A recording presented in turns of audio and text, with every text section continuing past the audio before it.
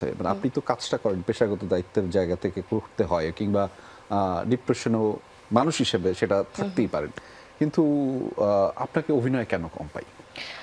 আমাকে অভিনয় কম পাওয়ার প্রথম শুরু হচ্ছে ওই ডিপ্রেশনের সময়টাতে, যখন আসলে আমি আসলে কনসেন্ট্রেট করতে পারছিলাম না কোনো কিছুতে। আসলে ব্যক্তিগত লাইফ যখন একটু বেশি মানে অস্থির অবস্থায় থাকে, তখন আসলে ক্যামেরার সামনে পারফর্ম করা যায় না। তো সেই সময় আমি সিদ্ধান্ত নিয়ে আমি মাস্টার্স করব, কারণ আমি একটা ব্রেক যেহেতু নিচ্ছিলাম ওটাকে আমি ইউটিলাইজ করার চেষ্টা করছিলাম। সো মাস্টার্স চলাকালীন আসলে একটা পড়াশোনার প্রেশার ছিল। মাস্টার্সটা শেষ করে হচ্ছে আমি একটা টেলিকমিউনিকেশন কোম্পানিতে জয়েন করি।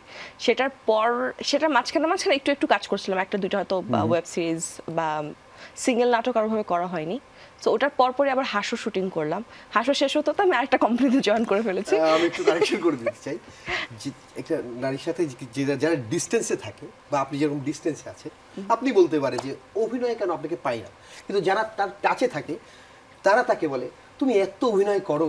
আপনি তো মাঝখানে অনেকদিন আমার টাচে ছিলেন, আপনি আমাকে বলেন নাই কেন এটা? এটা আপনি না, আমার মনে হয় যে অনেক নারী এটা শুনে যে তুমি এত। আর আরেকটা জিনিস সেটা হচ্ছে আমি অনেক ওয়েট গেইন করেছি। যার জন্য আমার নিজেকে মানে পর্দায় দেখতে ভালো লাগে না, কারণ আমি আমার নিজেকে তো একটা সার্টেন টাইপের দেখে অভ্যস্ত। এখন যখন ওয়েট গেইন করার পর যে চেহারাটা দেখে ওটা আমার ভালো লাগে না।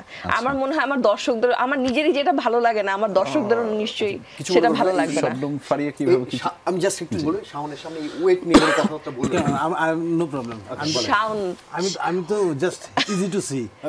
Easy to see. বাট আমার আসলে মনে হয় যে আসলে পর্দার সামনে কাজ করতে হলে কিছু জিনিস মেনটেন করা উচিত, যেটা আমি আসলে পারি নাই। আমি চেষ্টা করছি, যদি আমার কাছে মনে হয় আমি আবার প্রপার শেপে আসতে পারবো তখন হয়তো আমি একটু কাজ বাড়াবো। কিন্তু সামনে আমার দুটো ওয়েব সিরিজের কাজের কথা চলছে, এর মধ্যে একজন ডিরেক্টর যেমন ফোন করে বলছে যে ফারিয়া 10 কেজি ওজন কমা, 1.5 মাস টাইম তোর। ঠিক আছে করছি।